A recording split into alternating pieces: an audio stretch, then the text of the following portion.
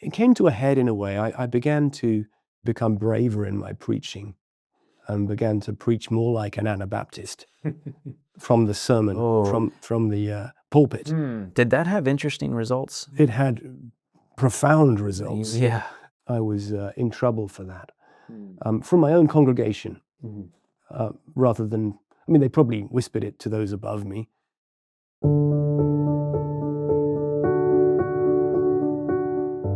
Hew, welcome to the podcast. So you've had an interesting story that we want to capture in today's episode.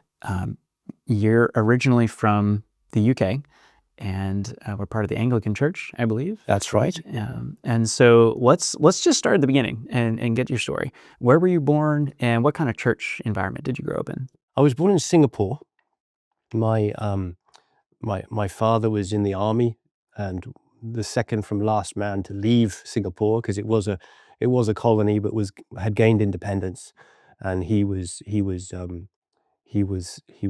helping their army gain the knowledge they needed to stand on their own 2 feet. So I was there for the first 3 years of my life. Now that's okay. So that's an interesting time in British history, I guess, as that colony is becoming independent. It was independent already. Okay. It was Transitioning, I guess. transitioning, and church background. He was inclining, and in later life confirmed as an atheist. His parents would have been reasonably regular churchgoers in the Church of England, so that was his background, and my mother had a Catholic education, but wasn't from a Catholic family. So she went to a Catholic school. So she had a knowledge of Christianity that kicked in later, bless her, and it helped us out of a hard situation. And in her teenage years, she was involved with the Christian Science movement. So basically, that was often her default, and she was disillusioned with that. Religion was not a big part, or Christian faith was not a big part of our family upbringing. But we had lots of stuff in our house that was religious. We had plenty of little temple bits and bobs that we'd picked up in bazaars and thieves' markets and things like that. So we had Buddhist scrolls on the walls and Indian images, copper images or bronze images of Indian holy men on the mantelpiece and stuff. So we had a lot of Eastern, what I look now as unhelpful junk. We didn't know where we were. We were just sucking up the culture around us and having none ourselves, really. That was the way it goes. Was there was this from your father's travel? My father's travels. My parents had been married for some time before I was born. I was the youngest of 5, and was 18 years younger than my brother. So we had a very spaced family, and my father had done a lot of traveling with the army beforehand. So then life went on to Germany. We moved to Germany then, and then Nepal. And it's probably in Nepal that I had my first spiritual experience. It was basically an out-of-body experience that I first had, and I was terrified by the whole experience. I was only 6 at the time, or something like that, and I would just head into my parents' bed after having this dream of just being able to push myself around my bedroom wall and float and look down upon my body beneath me, and that was disturbing. And when I told my mother this, she was quite stricken, and in some ways, because she had messed around with this as a teenager. This was would have been back in the 40s, 50s, and she had seen it as a very terrifying part of her own life, and she just realized that it had just transferred down the generation to me. And she said, "Well, look, Hew, there's something that will work. Let's pray the Lord's Prayer together." So upon praying the Lord's Prayer, that ceased in my life, which showed me something positive about Christianity that I wouldn't forget. This is age 6, you said? This is age 6. Wow, so pretty early on. And I had never been baptized. My older siblings had, but there was no kind of any Christian imprint on me at all. I was untouched basically at that point. Yeah. So but that was a positive impact in my existence. Nepal was a pretty frustrating place to a point for me. I had difficulties in learning. I suppose they would put it down as dyslexia. So I was pretty low in the class. I'm often being left behind. So one day I just banged my head on the floor. I'm just with a load of babies. I want to do something else. And so my mother said, "Oh, well, I better send you to boarding school." So at the age of 6, I was sent off to boarding school, traveling with my sisters. But so they were living in Nepal, my mother and father, and my father reckoned that it was cheaper to send us to boarding school anyway than to feed us at home, because the army gave such a generous subsidy on education at boarding schools. Wow. So that was, that's fine. Problem solved. Off to boarding school. So is this boarding school, like it's there in Nepal, or did you have to go somewhere else? It was in England. Okay, so in Devon, yeah. They send you to literally the other side of the world. Yeah, on the other side of the world. So for the school term, then you come back during holidays? Come back during the holidays. Yeah. So wow. Quite traumatic at the age of 6. Age 6, yeah. No kidding. That must have been confusing at that age, or maybe disorienting is a better word. It didn't last forever though. And the occasion was quite sad. My parents divorced in 1979, and then that was the end of the boarding school education. The army wasn't there to subsidize it. It suddenly becomes a very expensive thing. So I go home and go to a village school, village government school, and I had a big shock coming, because it was a very different world to my boarding school world.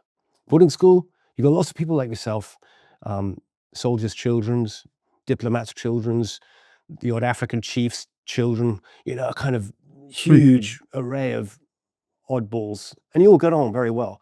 And then suddenly you go to a village school and you're this weird guy that everyone picks on because you speak differently, and you've traveled and they haven't, and it was a big struggle, and a kind of a certain superstition took part in that. My family were pretty superstitious, actually. There is a religion in everyone, and they were. So on one occasion when we were down in Wales, I willfully broke a mirror, and my sisters came to me and they said, "Oh, Hew, that's bad." And I was only kind of 11 at the time or something like that. She said, "Oh, that's 7 years bad luck now." And to a degree, they were right, because it was a very dark time in my life, and for 7 years, things began to change when I went to sixth form college in Taunton, a neighboring town, and there I met a different girl. She was from a Christian family, and got to know her. But I have to backtrack a little bit here, because whilst I was still at finishing off at school, my brother had their first child. My brother and his wife had a first child, and they wanted to have a christening ceremony. So we went down to the local vicar and spoke to him about it. And he said, "Well, the first thing I have to ask you is, have you been confirmed, and have you been baptized?" And my mother and I both had to answer that we both were not baptized or confirmed. We were out of the loop, so to speak, in the Anglican mindset. So that had to be done. So we were invited to come along to a confirmation class. Well, can you define, when he's asking you to be confirmed, what does that mean? And also, I mean, for those that aren't familiar with Anglicanism, what is a vicar? Can you define that as well? A vicar would be a minister, a minister who is responsible for preaching and leading out the service, prayers, visiting in a parish area. So he would have and things are changing now because, to a degree, in certain parts of the Anglican world anyway, numbers are going down, so parishes would be getting bigger. Then he would have a responsibility of a village and its surrounding countryside till the next village is hit. That's helpful. So basically, your brother is going to the local vicar, and this is what he's telling them. And then my brother wanted us to be godparents. Well, me to be a godparent. Yeah. And of course, I think I was 15 at the time. So we went through this confirmation class, and I came out of it not as a Christian, but I came out of it believing in one God, because of course the upbringing we'd had, there were gods all over the place, in our house. Yeah.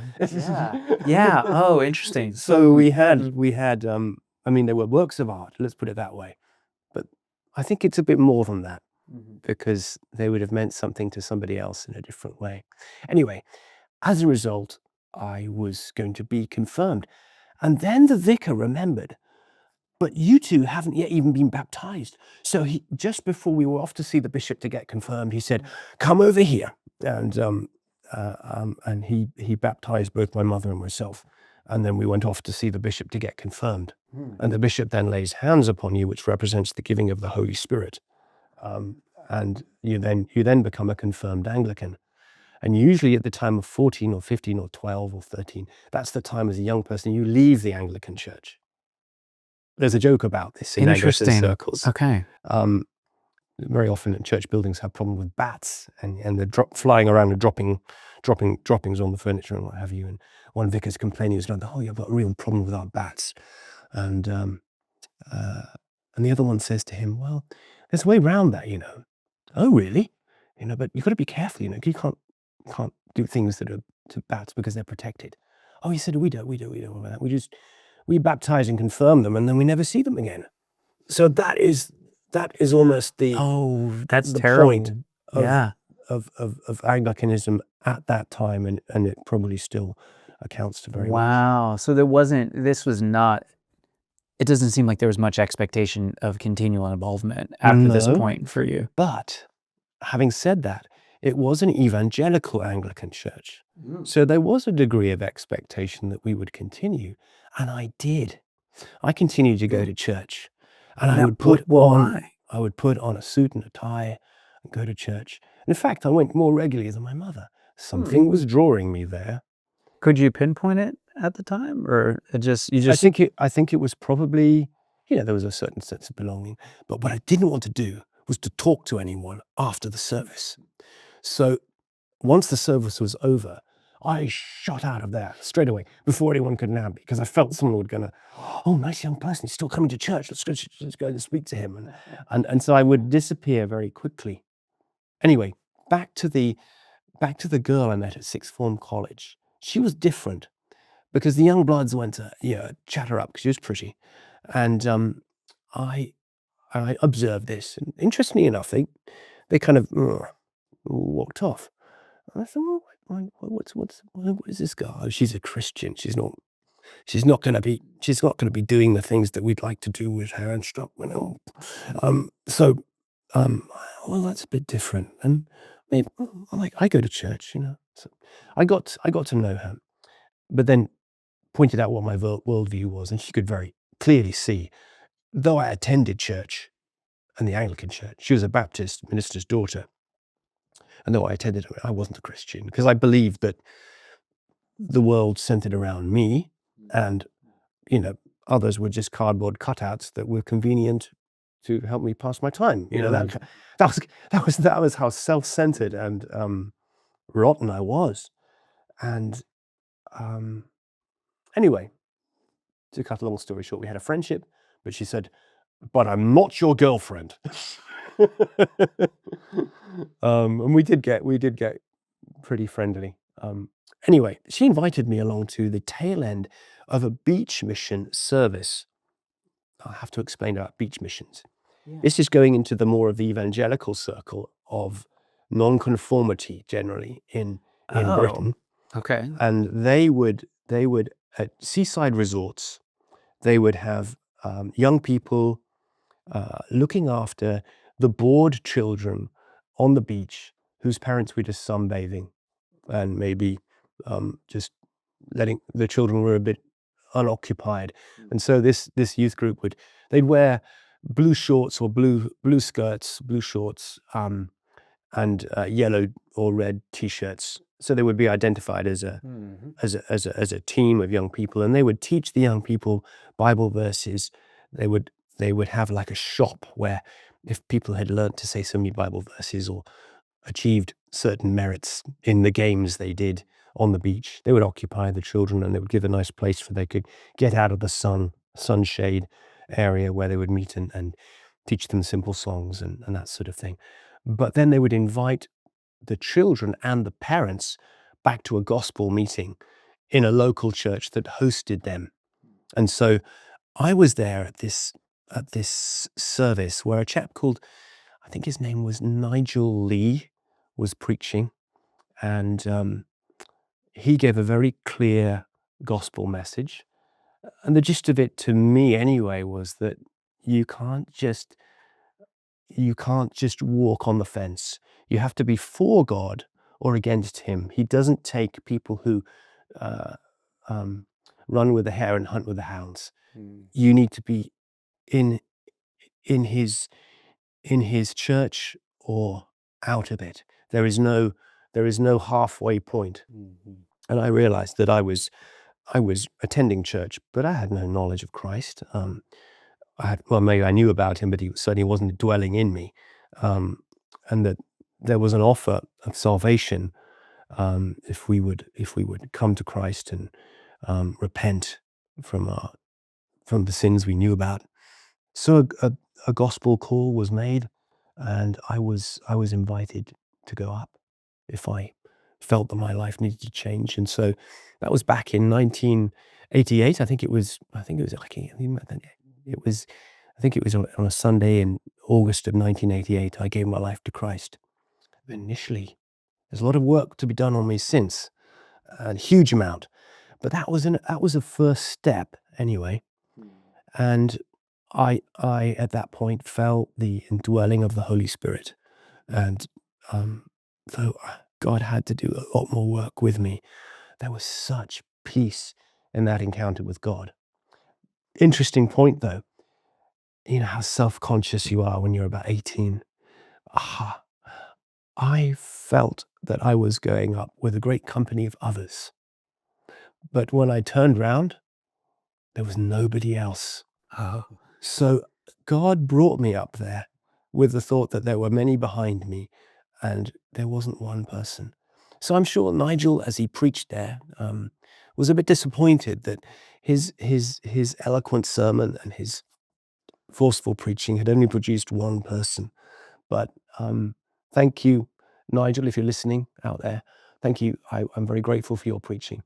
Anyway, about a year before I went up from sixth form college, which is up to the age of 18, 19, to university. So I was accepted at university in Aberystwyth, initially to study geology. But in geology, it was something that I'd started when I wasn't a Christian, and I wanted to do it. I'm fascinated with it. And it helped later on in life with an interest in creation. But I felt that the reason I was doing geology was just about me. And those who were with me were very much that way, focused on just themselves. And I felt I wanted to do something better for the world, for God's kingdom, for poor people. And I thought, well, what can I do? I need to transfer out of this geology to do something else. So I actually was able to switch to doing agriculture with business studies.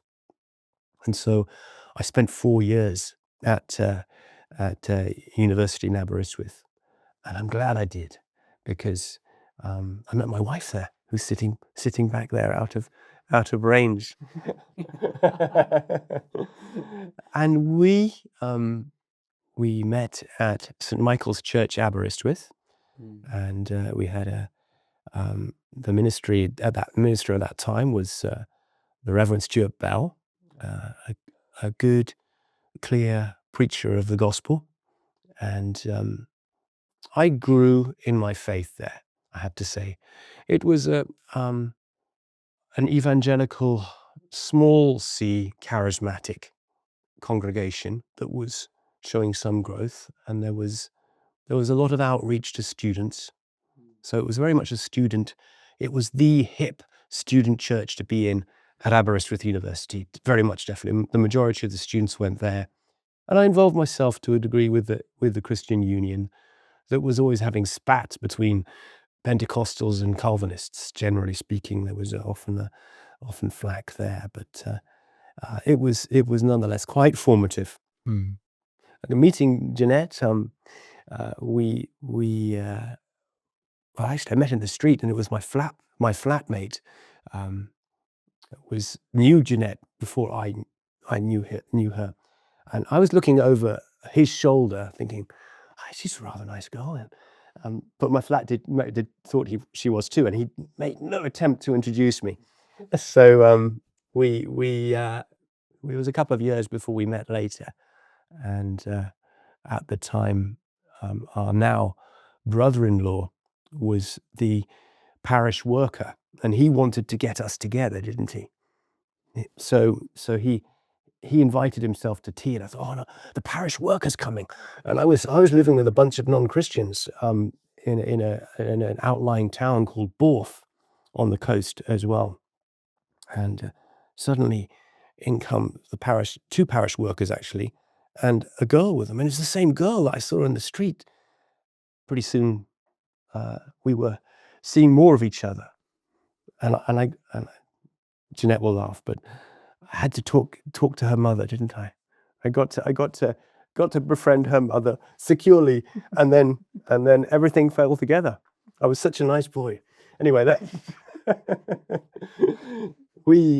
but when we got together and we were talking before we got engaged about the importance of, if we were to marry, we wanted to be serving God in some form or other. And what denomination were you at this point? Still Anglican. We Okay. were still attending an Anglican church. Okay. And we have, at the time, another brother-in-law, a future brother-in-law, and Jeanette's sister was serving with an organization called Emmanuel International. And they are an interdenominational evangelical missionary agency based in Canada.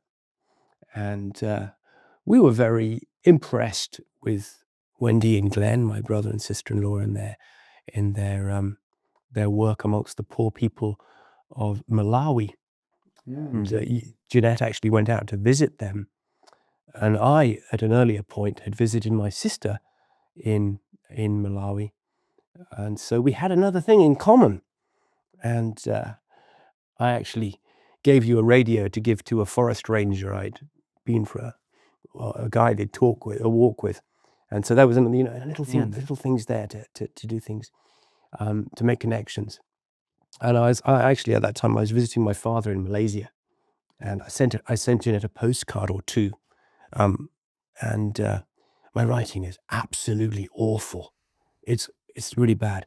So when Jeanette saw my writing on this postcard that I'd sent to her, she thought, oh, this guy must have terrible disabilities or something like that. He's got such awful writing, and punctuation and spelling and everything. Anyway, there you go. But she overlooked that, and coming to the end of 1992, I proposed to her, and she accepted. And then I had to ask her father, and very fortunately, he said, "Yes, that's really good news." And we got married the following year.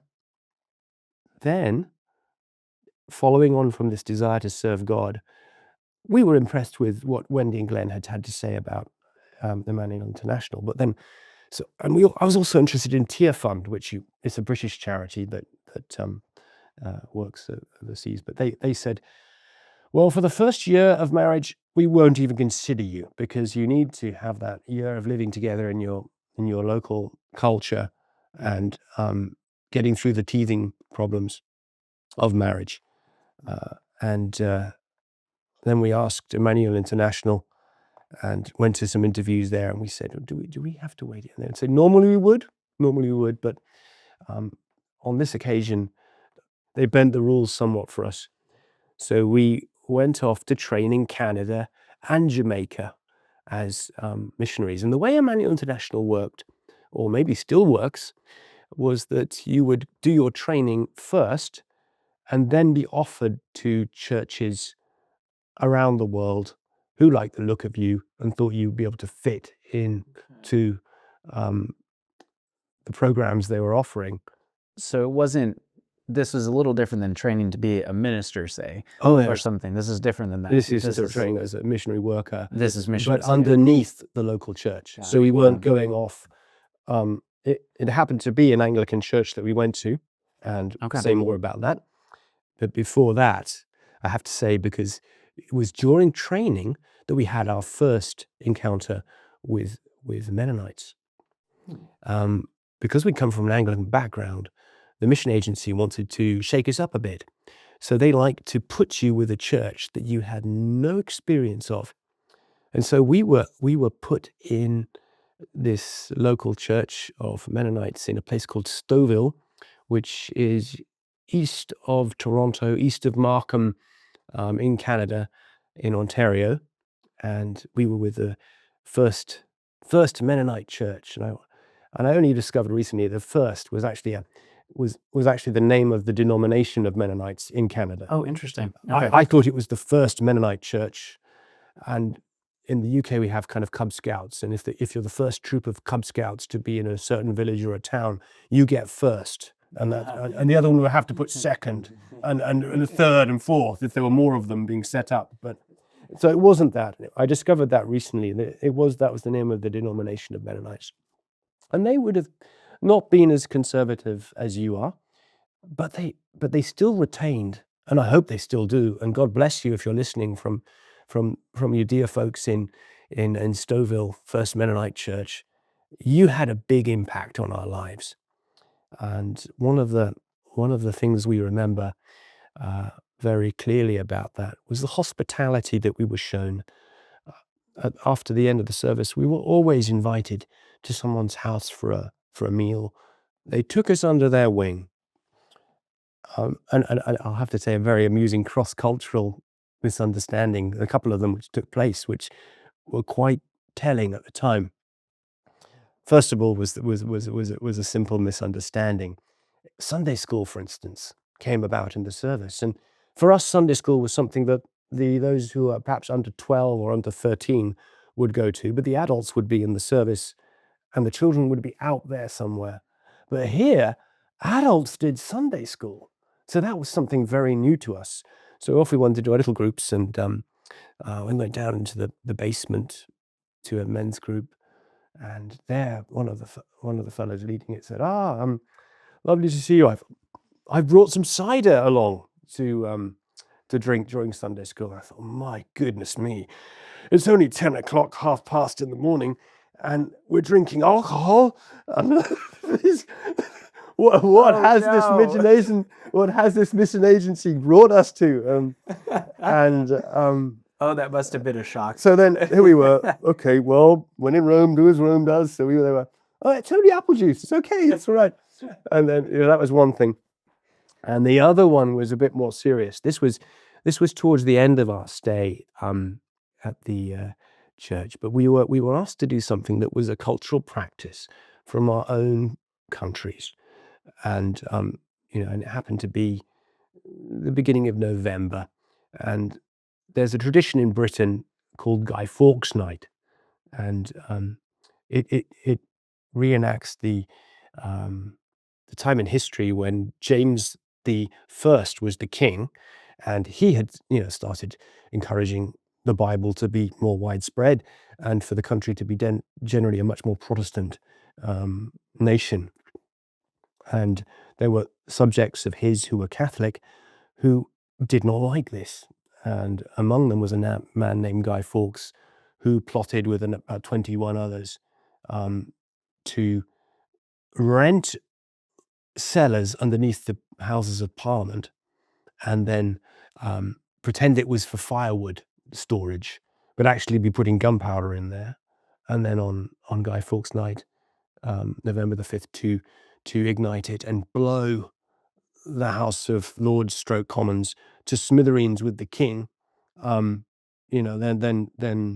there could be an invasion, because everyone would be in disorder, because all the royalty and the nobles have been wiped out with a great explosion underneath the Houses of Commons stroke Lords.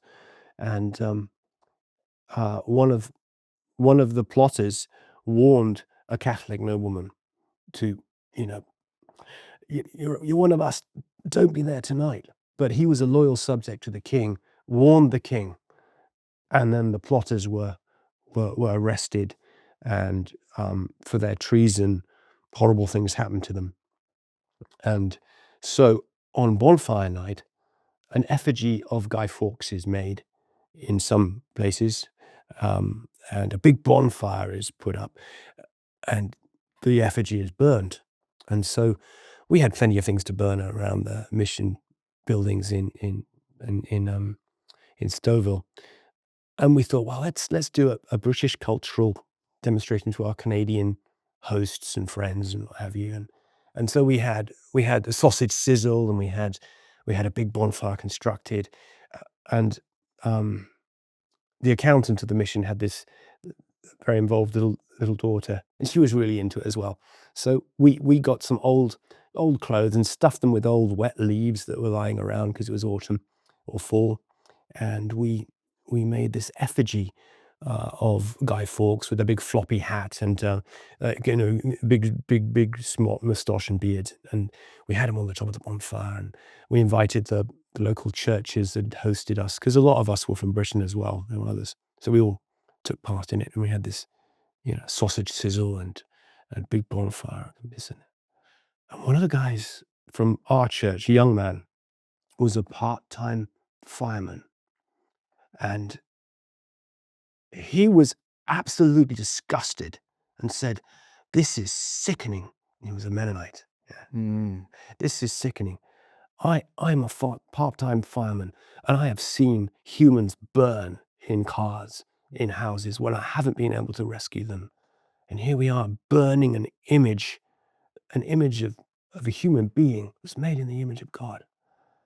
And I never thought the same about Fireworks Night or Guy Fawkes Night from there onwards. Something of his conviction made him brave enough to speak out and challenge what had just happened. But the two women spoke out as well in the church service, giving thanks for the way the church had helped them.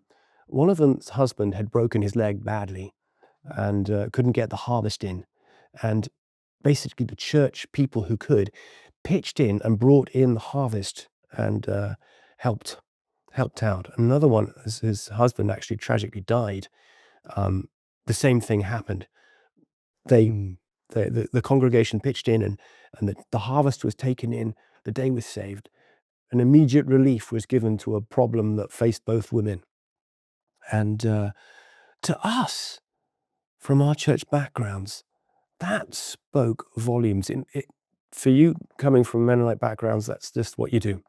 But it wasn't something that happened from our backgrounds. Yes, if there'd been a bereavement, you would have had a very compassionate visit from the vicar. And maybe there would be some help from a neighbor farmer. But the church would not have acted as a body to help do what's done. In the general sense of our experience, that would have been neighbors who may have been, but it just wouldn't happen together. Not like a church, As a an unit. actual church No. unified in this way. It never would happen. Is that just culturally or traditionally, that's just the way it is? And I think it's something deeper than that. I think it's something whereby faith and practice go hand in hand in the Anabaptist setting, and they don't always do that. Not to say they never do that in Protestant stroke Anglican circles, but it's not so common. It's very rare. Well, it definitely made an impression on you. It did. Right. Powerful. So you continue on from this point, and you're still Anglican, Yeah, I'm still Anglican. You're Yeah. basically been Anglican this whole point from when you became a Christian on. Do you return to the UK and continue life there then in the Anglican Church, or what happened? Well, after that, we had some time building up our funds, so we went back to the UK for a while, and at the time, we discovered we were going to have a baby. It was Richard, our first son. So he was born in England, in southwest England, and so our funding did come in, and it did mean that we went to Uganda, and in Uganda we were teaching, and as well as being tutor for agriculture, because we had to grow our own food at the college. Okay. Yeah. Which meant I had to. Anyway, that was a long story. So it was suddenly we're thrown into missionary life there. Added to that, in northern Uganda there was a war zone, so we were generally kept within the confines of Gulu, but it was a very dark time. You would often be hearing gunfire in the distance, and sometimes the conflict came very close, and we would have bullets raining down on our roof sometimes. And sometimes we had, on one occasion, we had a tank fire outside our house, which That's which an was experience. that was an experience. Yeah, It brought a lot of dust down from the rafters. Yes, it does.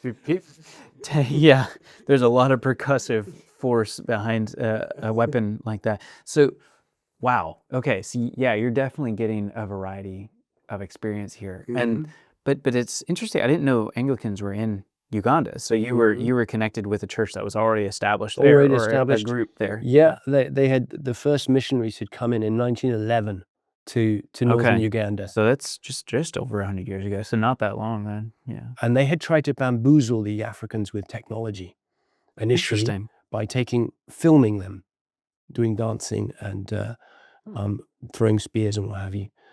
And that actually backfired badly, because once they were shown the films of themselves, they thought their spirits had been trapped upon the screen. no. And so they thought the missionaries were sorcerers and kept well away from them. So it was actually a long time that the trust was built up again. Yeah, that wasn't a good plan. It was not. So how long were you in Uganda then? We were there for 2 years. Okay. So you went back to We went back to the UK, Okay. and then did our second year. So we were in Uganda from 95 to 97. So after Uganda, you end up back in the UK, and at some point you become an Anglican vicar yourself. So now that's a change. So what happened there? What was the process? And yeah, why did you become a vicar? Why did I become a vicar? Yeah. Well, we had some shining examples of Anglican ministers in northern Uganda. They were working for a pittance. That sometimes they would not be paid.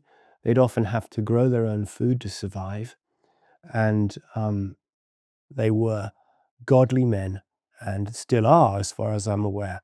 That must have left quite an impression, because you're describing an environment that maybe we read about it in books or something, but those of us living in the West just have never experienced chaos like what you're describing. And for someone to live in that environment, it was the example of the men who we knew there that made me think, perhaps I should do that when I go back to England and take up the calling of becoming a clergyman in the Church of England, which is what I know of. I know nothing else, really. Yeah. I'm realizing that's a thread through your story. Like the Church of England, or the Anglican Church. It's definitely a large impact on your life, and these ministers you knew. So becoming a vicar, like what is that process like? You go back to school. You first of all have to see the director, the warden of ordinance, and they are called a prebendary. So I visited a prebendary in the Church of England to begin with, in my diocese, and I told him what I was planning, and why I would like to be ordained, and that sort of thing, and I'd had the experience in Africa, and basically I didn't realize it's a bit of a game to test your calling. He kind of poo-pooed everything I'd done. And I thought, why am I wasting my time? I should ask the church in Wales. This is another Anglican sister church to the Church of England. Okay, I didn't know that. And so I said, you're just wasting my time. Why should I be trying to prove to you that I want to when you're mocking me? And so I just left off, and then he's running after me and saying, no, come back. I was, and I said, no, I'm going to go to the Church of England, go to the Church of Wales now. I'm not going to bother with this anymore. So I didn't realize that it was a test your vocation and make you grovel sort of thing. Yeah. So now my brother-in-law, who was already ordained as a deacon in the Anglican Church, told me, that's what they do. And so he said, next time you go in for an interview, don't be so quick to walk out. So you stuck with it, though. So, and then I went to visit the similar setup, because I'd been going to college in Aberystwyth, and attending an Anglican church there.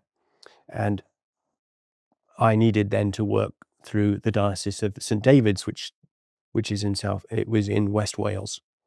And so I visited the Warden of Ordinands there, and I met the bishop who questioned me, and I went to a panel, a board, and I remember my own doubts, being honest with him. I said, well, I am dyslexic.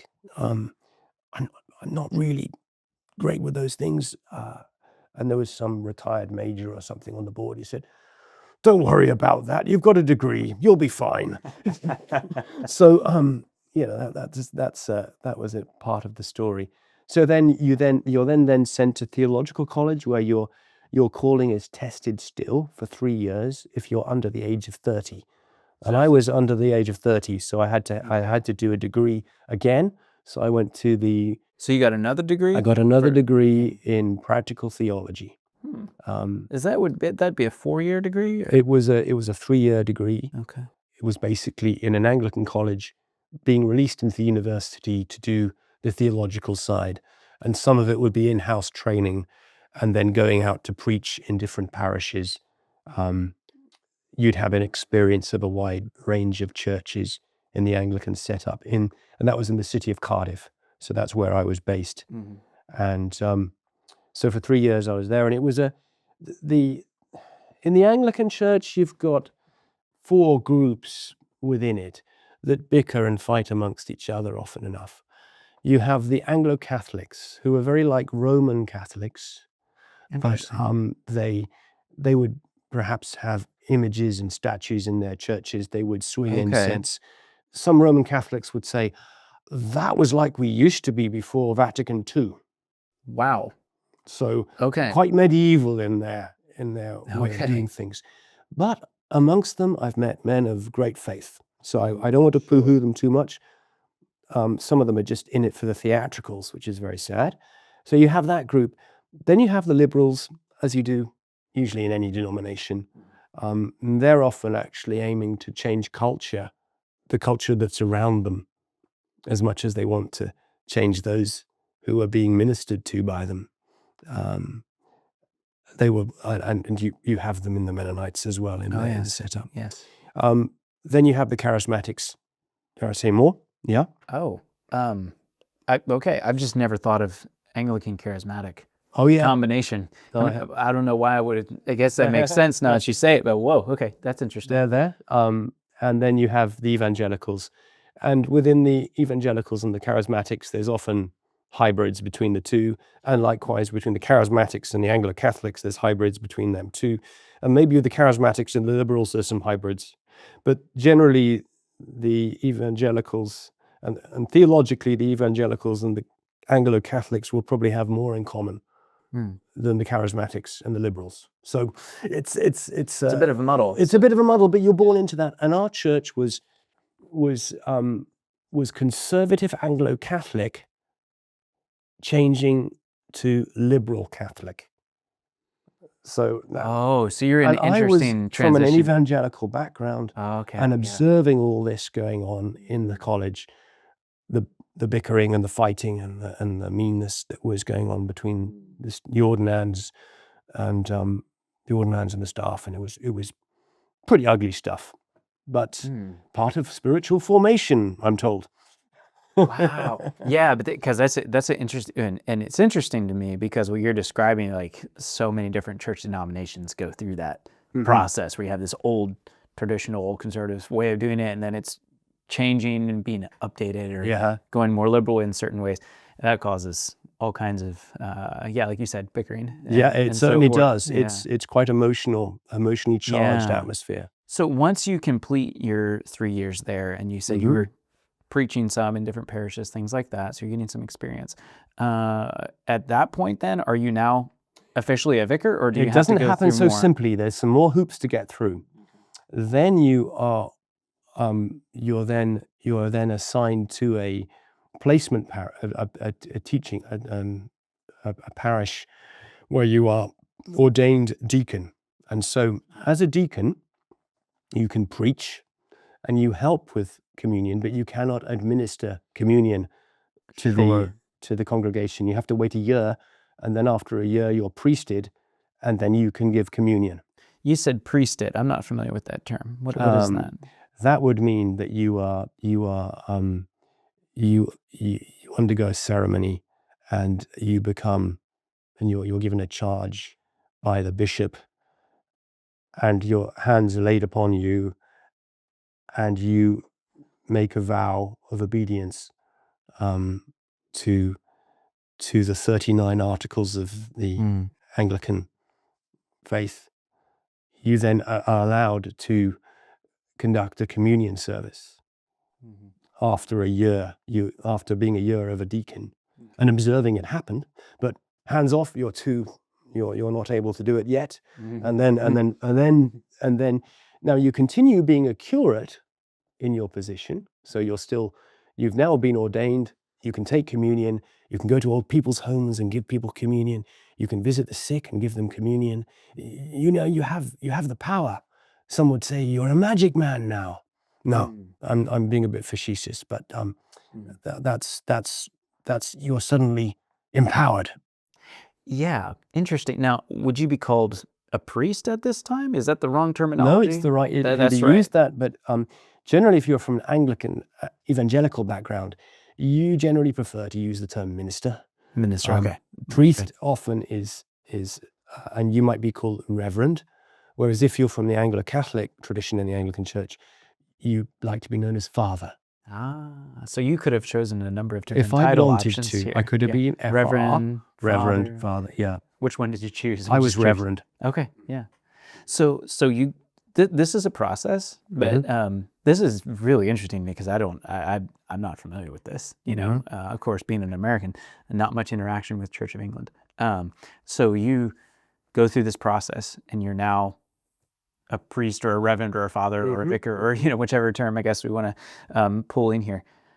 So what's that like now? Like that becomes your life. Well, then you're suddenly there, and I have to say I was probably rather naive. I realized I was now managing decline. Oh, that's gotta feel not fun. And it wasn't great, but I was doing my best to preach the gospel in that situation. And the inertia was tremendous.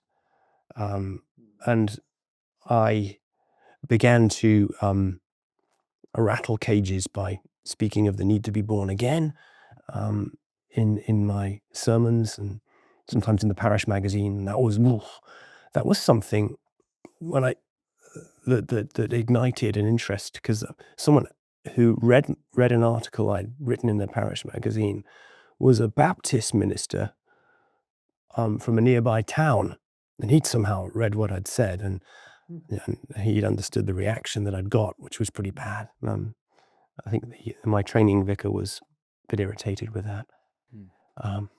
There was someone lodging with the hairdresser up the road in the terraced houses we lived in Pembroke in South Wales, by the name of Brendan.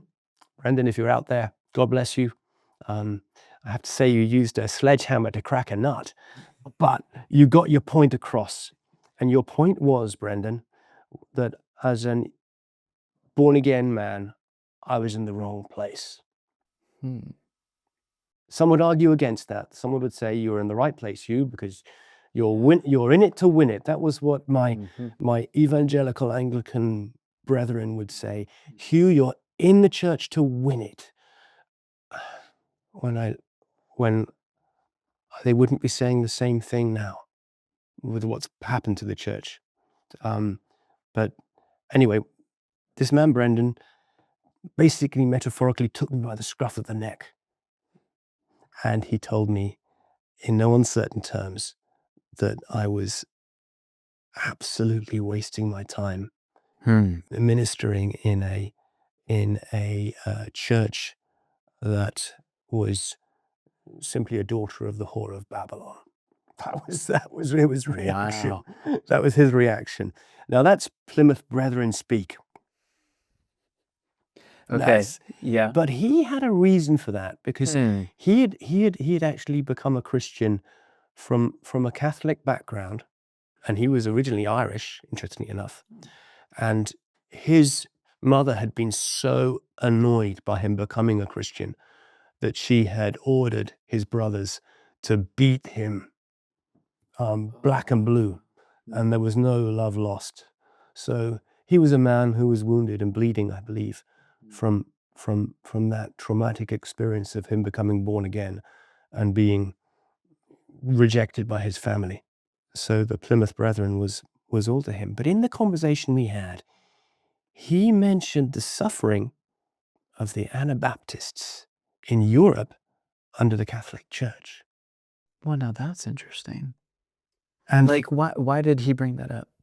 Because that was his background, and the background of his upbringing had been Catholic, and he had suffered. Oh, he had been coming Catholic. out of Catholic, Okay. and going into the Plymouth Brethren. I understand now. Yeah.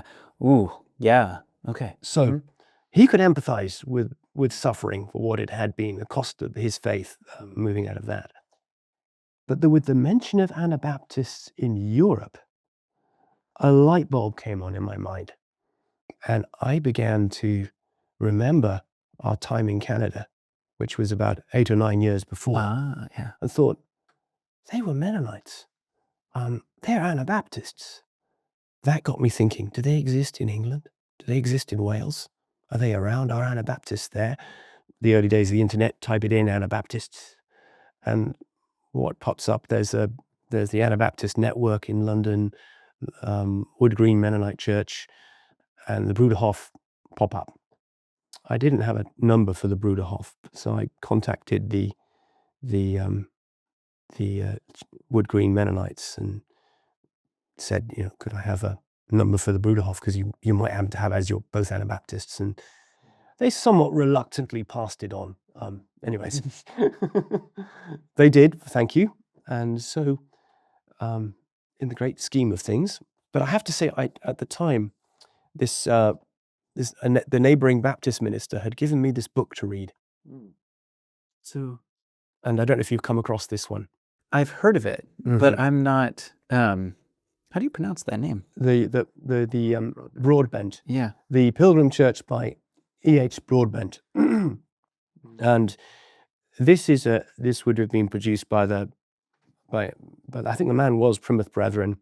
He's passed away now, but in the 1930s and 20s, he did a lot of traveling throughout Europe and Asia, making contact with surviving churches from historical links, and in the States as well, Mennonites and Amish. So he spoke about the continuation of the Pilgrim Church from the Acts of the Apostles through history. So that book opened my eyes to the existence of a non-sacramental form of Christianity that existed from the time of the apostles. And that was a really encouraging read. And to anyone who's on a journey like me, do read it. That was very helpful. That led me to a point where I actually, for the first time, resigned from the Anglican Church. Oh, wow. Wow. I was probably a little bit early in doing that, but But you had been a vicar for how long before you I had been a resigned? curate, and that was someone who was a priest in training, put it that way, doing practical work. So I was resigning, but that led me to a point of, all right, okay, so I've resigned. Where do I go now? Yeah. Yeah, where did you go? Where do I go now? Yeah. We'd already visited the Bruderhof, and my dear wife had made it very plain to me that our family would have suffered greatly if we'd gone to the Bruderhof, because community is valued at a higher standing than family. So our family would be restructured in a way that would have been too painful for us. But what we did do at that point was to decide that we would home educate, because we realized that there was a change in the culture of we were, because as we were getting more spiritually aware, I suppose, we were realizing that there was a change in the culture of Wales, that it was drifting away from its Christian foundations and becoming steadily more pagan and secularized. And this was coming through to us in the state school that our children were going to. My view, somewhat naively, was that I thought that education should lift children above the level that their parents achieved, and that's something I hope that our school is doing here in Dunmore East, lifting children above to where the children that their parents have achieved, to go beyond in a positive way to the point that which their parents have. Anyway, I could see that in some ways the schools were failing. How in their own views, they were probably doing just fine, managing difficult situations and compromising where they had to, and that sort of thing. But it led me to be in a position where I was still the curate, but taking devotions in these schools, and my children had been taken out of them. So we were home educating, and the Bruderhof had helped us see that there was another way of doing things. So that was great. And there was an option to home educate, thanks to the work of Winston Churchill, who, when he was a student, he had a horrible time in the boarding school he was sent to, and he would have much rather had a home tutor in his home, and he didn't like school. And he made a provision in the Education Act of 1945 that there would be an education at school or otherwise. So within law, That's on British law right now. yeah, in British law now. So there's a freedom to home educate in Britain. I did not know that about Winston Churchill, but that doesn't actually entirely surprise me. Now that I think about it. He was quite insightful, and he said of education, the sad thing is about education in Britain is its main design is just to create workers for our factories and soldiers for our empire. Ow.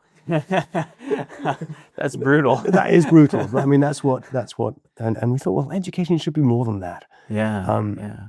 So that's an interesting piece of the story, because it feels like oftentimes homeschooling or home education or whatever is usually part of the story for people that are going down paths similar to what you've went down. And that's, I think, an important piece, because of the how valuable, or important, I should say, education can be, what an influence that can be on children. So you're, at this point, you've resigned from your position in the Anglican Church. You're doing some exploring, I guess, testing options. You're going down the path of home education. Where do you choose to go from there? Like, as far as church goes, this must have been a pretty lonely time. Well, having resigned, I was given a month to think about it. And on the last day of the month, I went to my bishop and said, I think I made a mistake. I can't see where I'm going to go. And he said, well, we'll see if we can find a square peg for you to go into rather than a round hole. But at the moment, you can't, you need to spend some time out. So I spent 4 months outside of the Anglican Church. And I worked for a government agency finding people jobs on the telephone, which was an insight into how some people live, which is, a telephone operator. And it was an interesting time to be out of the church. So I came back in, and I was then sent for further parish training, I suppose, as a curate in an evangelical parish in a town called Aberaeron on the coast of Wales, further north than Pembroke. And there I found a different situation, but one that was somewhat, at face value, it was a great relief. But I still had that feeling that there was something better. And inside, I was an Anabaptist. Still, though I had come back into the Anglican Church. And I remember someone saying to me, oh, it's good, it's really good to come back to Mother Church. So, I would have gone somewhere else had there been somewhere else. So that's, I think, an important piece there, right? Because it was this, you don't know where else to go. That had to not have felt good. Like, did that feel, almost like you're trapped? Like, we don't know where to go. Well, not trapped, but we don't know where to go, or stuck, Having said that, there was Wood Green Mennonite Church in London. Are they still? But they're not there anymore. Okay. No, but they did exist. So they sent some of their mailings to me, and I saw the books that they were encouraging, and I thought, wow, they're more liberal than many of the liberals in the Anglican Church that I know. Oh no! And I thought, I can't go there. Oh no! And the Bruderhof, I can't work with the Bruderhof. What am I going to do? Where am I going to go? So I was in an evangelical parish in Aberaeron, and I moved there in about November. It was during my second son's birthday, and we moved in November 1994. I knew eventually at some point I would no longer be a curate, and I would become a rector / vicar of a parish, and no longer be number two, but number one, and where the decisions were made. So I knew this time was coming, and I was wondering, what do I do in a decline? I feel the church is declining. I know that there's movements on the way. They're going to make it a very difficult place to work. It began with the blessing of same-sex marriages, and I knew it would go further. What year did that happen? It actually happened after I'd left. Okay, but you saw that was coming. I saw it was happening. And someone close to me, whom I was very disappointed in, actually took part in the ceremony doing that with the knowledge of his bishop, but it was just done for a pastoral reason, a blessing of a same-sex relationship. And it really saddened me, and in a way propelled me to seek for something else. I thought, this is going in a bad way. I can see the writing on the wall. If these things are happening and they're being tolerated, then sooner or later they're going to be the norm. And Jeanette will remember, I was on my knees by the bed for many, many, many nights, just wrestling with the Lord, wondering what to do. You see, as an Anglican vicar at the time, I would be required to remarry divorcees, to baptize infants who had no clue about what they were entering and whether they would ever enter it anyway. Many times a baptism service or a christening, as it's called, would be no more than an excuse to get drunk by the families participating and have some photographs taken with the baby in the christening garb that had been passed down the generations. So there was a lot of feeling of deep pain and concern. Through the homeschooling channels that we had came a leaflet about an Anabaptist conference that was going to be held in Oxford by the Nationwide Mennonite Church. Now, they didn't have a presence in the UK, but they were seeing what the interest would be. And so I thought, well, let's go and find out. Because I phoned first of all, said, what do you believe in? You know, what are your standing? What do you stand for the Bible? What do you stand for? As he spoke, I thought, well, I could have truck with these people. I could find out more about them, because at least it sounds more like the Anabaptists that I've read of in history than the guys I'd heard of in London. So we went along to the conference, and at the conference, we encountered a lot of other homeschooling families who were having similar ideas, and there were even some people from Ireland there. Now, Jeanette met Barbara and Dan Yoder, who are based here, and no, in my speaking, I never actually spoke to them, but they had a church up and running, and as I went through life in the parish, being the number one from where the buck stops, so to speak, I was now in charge of the parish, and I had my struggles. I wanted to see what was happening in the churches before I got inducted to become the rector of the three churches they had given me in that group of parishes.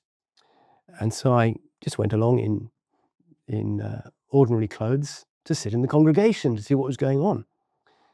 The week before I was due to be inducted, and I was at one of the churches. I was approached by two men at the end of the service, and they said,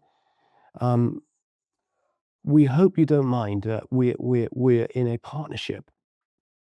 And I thought, I didn't.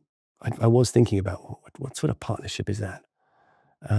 So I went and had a visit with them before my induction, and said, you spoke of being in a partnership. What sort of partnership are you in?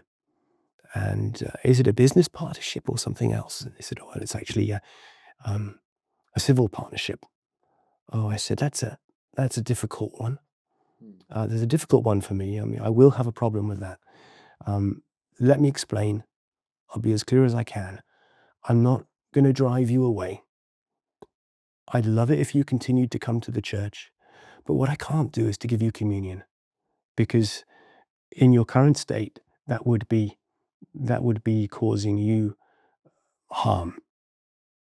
And to begin with, they sort of said, well, where do you get that from? And I flicked into the Bible and showed them the passages that were relevant to that topic. And so I thought, oh, they understand, they've taken it well. But then there was a letter to the bishop, and letters going back and forth. And oh no. Then the harvest service happened, where they were going to be, one was playing the organ and the other one was going to be doing a reading. And one of them played the organ very badly, and the other one refused to do the reading and walked out of the church. And that was the last that we saw of them. But it wasn't the last of letters going back and forth. And it wasn't the main church, but the church. It was the second biggest church in the group, and the parishioners wanted me to explain what had gone on, why I'd taken the stand I had taken. So there I was in my black cassock, with a table in the church and the church group assembled around me, having taken advice from a senior evangelical clergyman to explain to them the history around the church's view on same-sex relationships and the biblical view, the traditional view, the line that was taken historically hadn't just changed. And their view was you must change with the times and, it'll be okay. So the couple actually went to a neighboring church down the road where they made a home for themselves. Sadly, one of them passed away, and the rumor went round that I had refused to bury them. So there are lies and there are sad things that go on. But throughout this difficult time, brothers and sisters from the Mennonite Church, from the Nationwide Mennonite Church visited and encouraged me in this time. So I have a lot of respect for the Nationwide Mennonite Church in our outreach, and we make it a practice to visit their conference annually in the UK each year to support them in their work in the UK. At this time, as well, was a shift in my thinking as regarding the age of the earth and what the Bible says and the order of creation and the trustworthy of the scriptures from the very beginning. I should have mentioned this earlier because that would have we've shot forward a bit, but it became more and more clear to me that if I could trust through organizations like Answers in Genesis and the Creation Ministries International and their view and their scientific proof and evidence that the world is much younger, and the Bible story fits much more easily in that young earth situation. If I'm to trust that, and I did, then the words of Jesus in the New Testament, which back up the creation model, need to have special attention to them. So I was now looking at the New Testament through the eyes of someone who'd been convinced of the validity of the Old with a completely new set of eyes. I was looking at the commands of Jesus, the Son of God, in a way that I'd never really looked at it before. I'd looked at it as I'd looked at Scripture in a flat way. It was all sort of one, and you kind of blended the commandments together, and what Jesus said was sometimes trumped by the commandments and the law. But then when I'd seen how the Old Testament could be trusted, I thought, well, now let's look at the new with fresh eyes. So in a way, my contact would probably generally be more mainstream Protestant in their line with creationist views, opened my eyes to Anabaptism in a very fresh way. So the teaching on the two kingdoms became more of the bedrock of my faith now.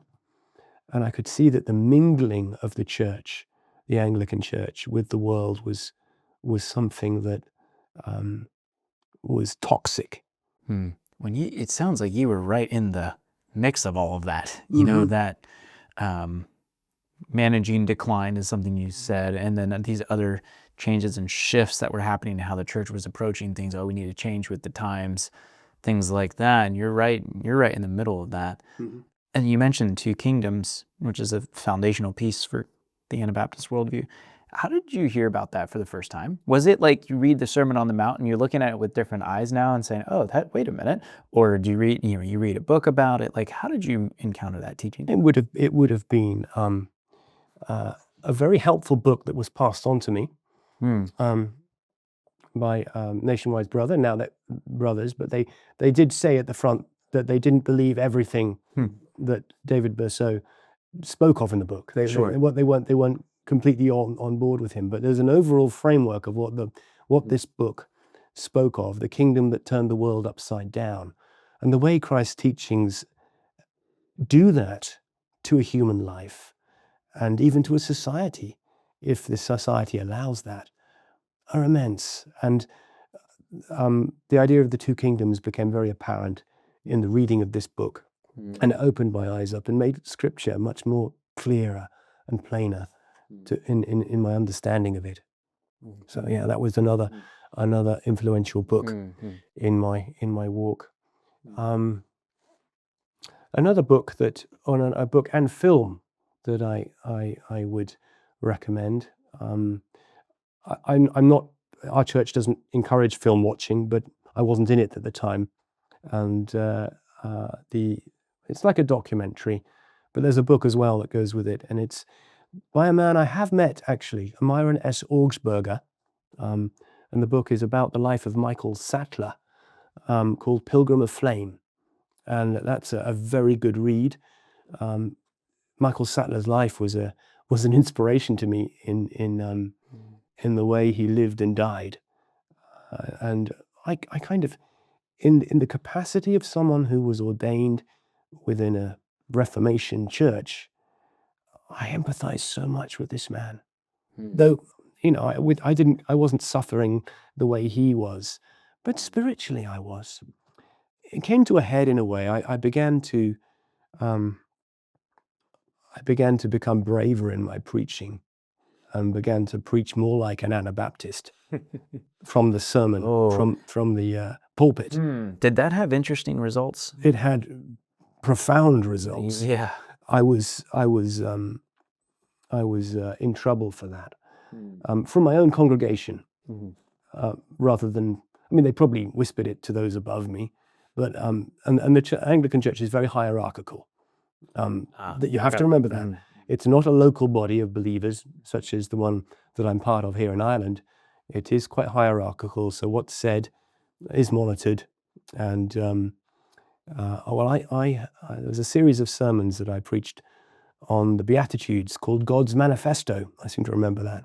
So I preached through the Beatitudes, and I'm very sad to say, but I did make enemies of my congregation. Not all of them, quite a few of them who were influential. And one day, after speaking out at a larger church gathering called a synod, because we were told at the particular synod about what we could and couldn't discuss anymore, in regards women in ministry. We were told it was no longer a negotiable or something for discussion. It was to be taken as norm now, and anyone discussing that would not be considered to become an ordinand in the up and coming years to come. So I just felt that was incredibly draconian. Even if I hadn't at the time had any strong views on it, for that to be said was pretty draconian.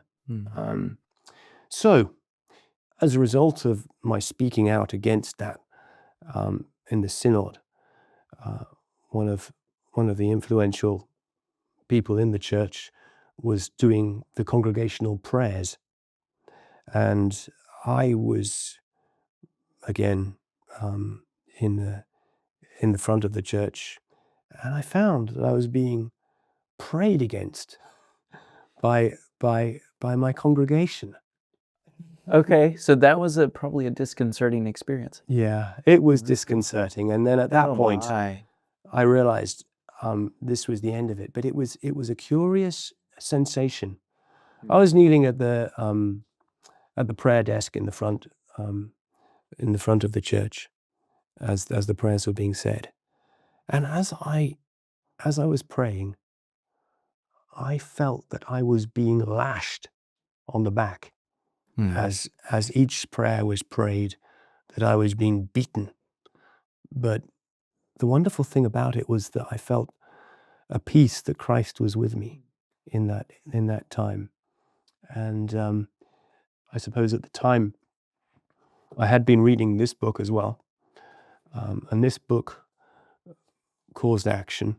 It's called The Anabaptist Vision. And it was written many, many years ago, in a very short period of time. It was written overnight by a man called Harold S. Bender, because he had to explain the Anabaptist position to the President of America and various military officials as regards the stance of non-resistant Christians, of the plain variety, the Anabaptist variety. And this book encouraged me to act upon my convictions. And I phoned up my bishop and handed in my resignation. Normally you have to wait 3 months before you can leave. He allowed me to go in 2. We then came to Ireland. The thought was that after 6 months there would be a church in England to move to, and that our time in Ireland would be just 6 months of kind of living in an Anabaptist community, and preparing ourselves for life in the UK in an Anabaptist community church. But as it was, the nationwide Mennonites took 18 months to come. And after 18 months had been and gone, our savings were spent, the children had settled, and I had 5 children at the time. They had settled in the community here as much as they could, and we'd run out of money, and I was working. I formed a little business. We were baking and gardening, and life in Ireland was for us. So and so 6 months turned into you live here now. We live here now. Yeah, 6 months came and went. A year came and went. 18 months came and went. And when we were asked to come over, I had to say no. I'm afraid we've made our home in Ireland now, and we have been blessed. We've been living here for nearly 15 years now. I have to say that life in an Anabaptist church is not a bed of roses. There are times when you'll be frustrated and you'll be annoyed with your brothers and sisters, but you know deep down that you will never find the perfect church in this world. But I would say that in the scheme of things, I'm not condemning other Christians in the church denominations they find themselves in. But I find, as a Christian, it more easy to live within the structure of Scripture in an Anabaptist church than I would in a Protestant or a Catholic or Orthodox church. That would be in my readings and studies. But within those denominations and movements, there are Christians who I respect highly. So it's a strange position to be in. Yeah. But there I am. And the other thing is that I wanted this salvation for my children.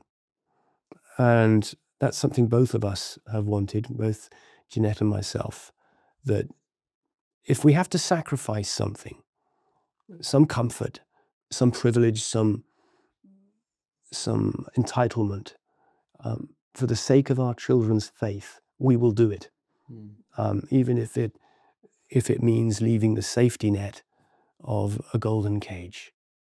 And that brings us to today, essentially. Mm-hmm, yeah. Mm-hmm. Wow. Yeah, what a journey. Like, one of the things that stands out to me in this is how it wasn't just a straight linear path. It's like, you're here, we need to be here, take the steps, arrive, here we go. It seems there was a lot more to it than that, where you're exploring, you're learning. Could be here a week. Yeah, yeah. And I think it's easy to want to try to rush things sometimes. We hear from a lot of listeners, and it's like, okay, great, I'm gonna go join a Mennonite church, and we're just gonna do this right now. You're getting to a point, and I'm looking towards my wife now. And I don't know, and part of me is like, okay, that's great. They're looking for a church to join, wonderful. But these things do take time, and your journey, I mean, it was years. I would say that it took me 7 years to leave the Anglican Church, and 5 years before we joined this one. Oof. So we took that's a our process. time. Yeah. It's a process. I would recommend anyone going on a pathway like we have gone on to take your time. Take your time, but don't take too much time. I think there was a point in our life we realized the age of our children was rising, and it's not easy to do something as we have done if your children are in their teenage years. It's not easy. It's not impossible, but it's not easy because their way of thinking would have been majorly influenced by the world. Even if it's the homeschooling group you're part of, it's something that I certainly felt was important to mention. Now, I mentioned earlier that I had come from a military background.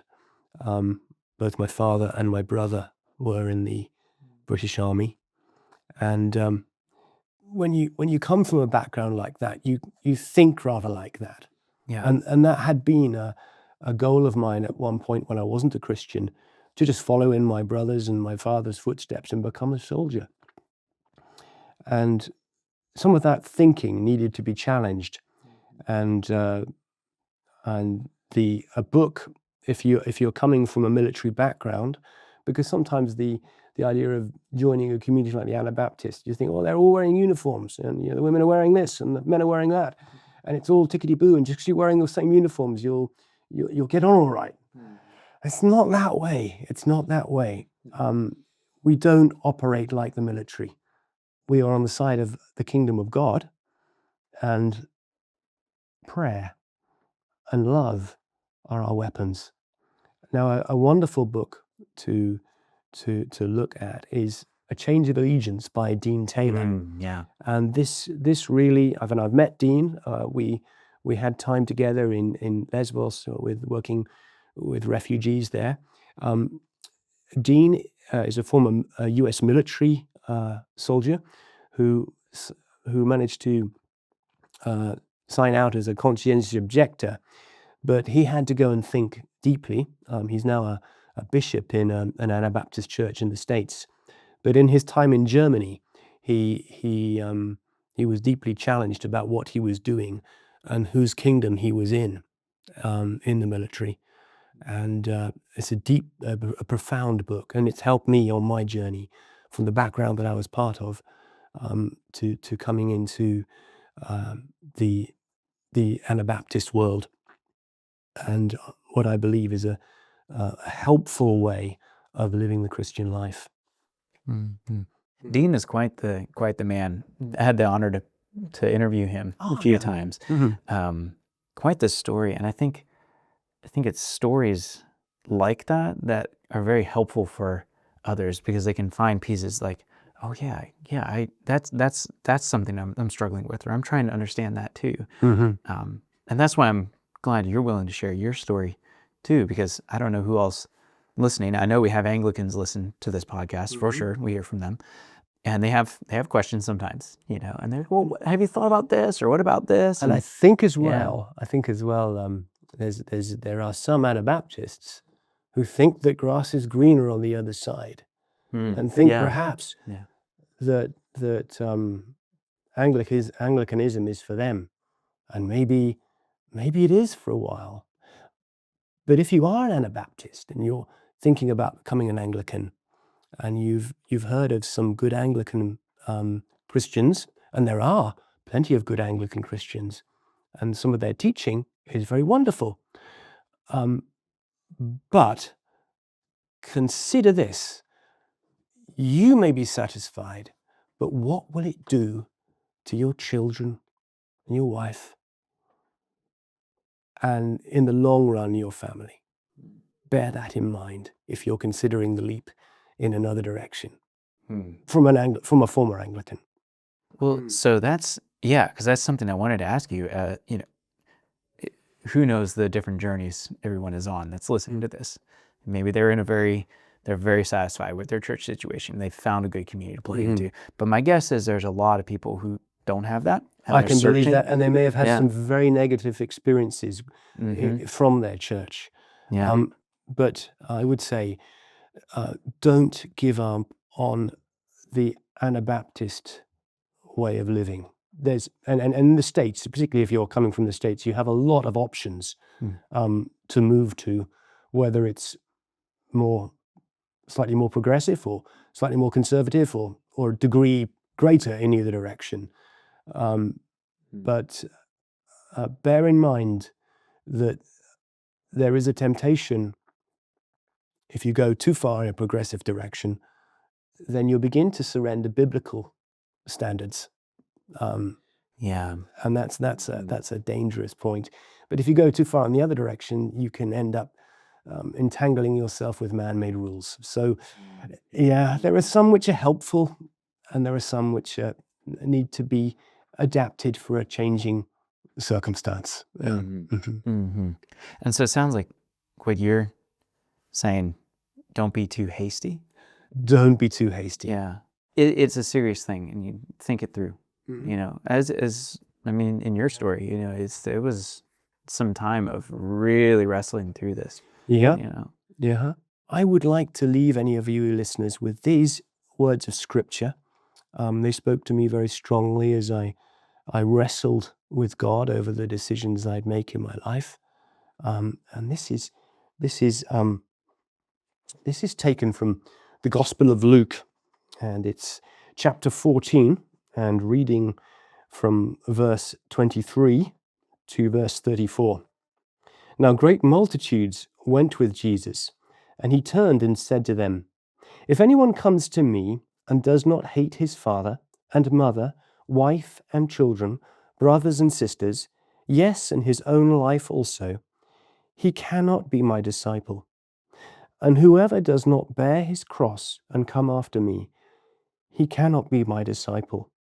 For which of you, intending to build a tower, does not sit down first and count the cost, whether he has enough to finish it, lest, after he has laid the foundation and is not able to finish, all who see it begin to mock him, saying, 'This man began to build and was not able to finish.'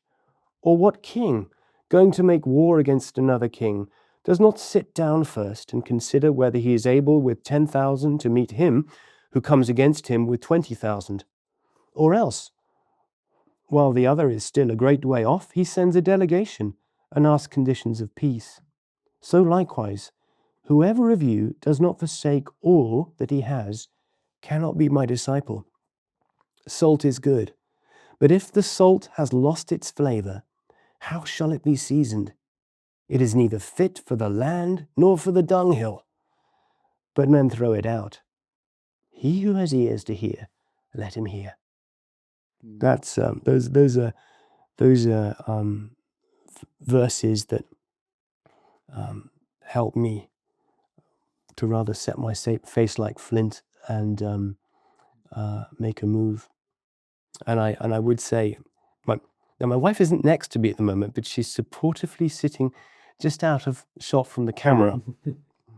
It wasn't easy making the move to come away from the Anglican Church.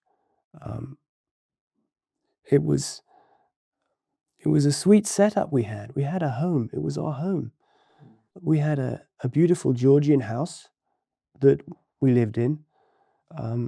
We had a field, and we had sheep on that field, and the children would help me tend their hooves, and we had a life that was it was a stressful life, but it was a position in society. There's a certain pride in it still, and it's a lot of you went through a lot of giving up, a lot of grieving, even of things that you had to leave behind. I think, because it'd be easy to package a story like this where, oh, everything's wonderful now, you know, and you know, we came through that and we landed at where we need to be, you know, and that's not the full story. And another thing is that you may have come from quite a pronounced or prominent worldly position and coming into an Anabaptist church, and you might think that you have all the answers, and you're the bee's knees. You are the one who could actually solve some of their problems, and maybe they should put you in a position of leadership because you've just come from a position of leadership. But don't think that way. You need to humble yourself and learn from them. And just take time to find your true position and to not rush into a situation, but to humble yourself under the brotherhood and not think that you have all the answers.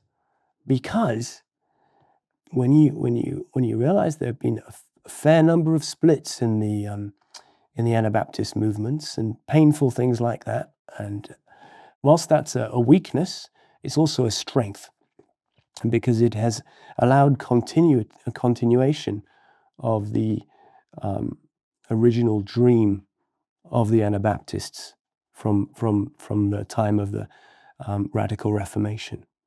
Well, you've given us a lot to think about in this episode, and I think that the piece that sticks with me is I was born into the Anabaptist churches, and that's what I know.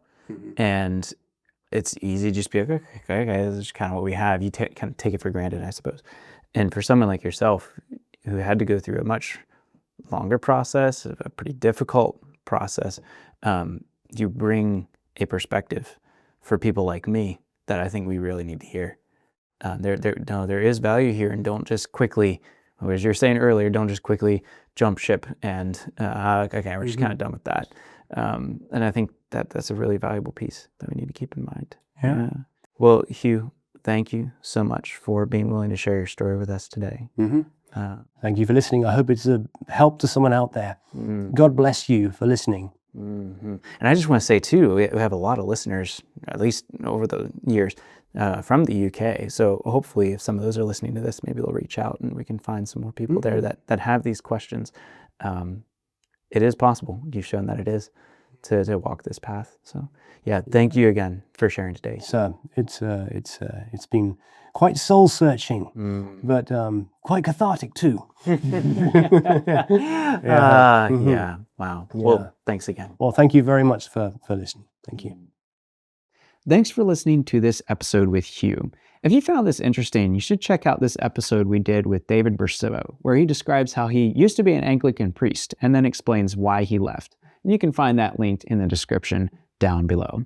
We also have a whole separate second YouTube channel and podcast called Developing as a Servant, which is a class that Frank Reed taught at SMBI back in 2014. All of that is freely available as a podcast and on that YouTube channel, which again, you can find in the description down below. Thanks again for listening, and we'll catch you in the next episode.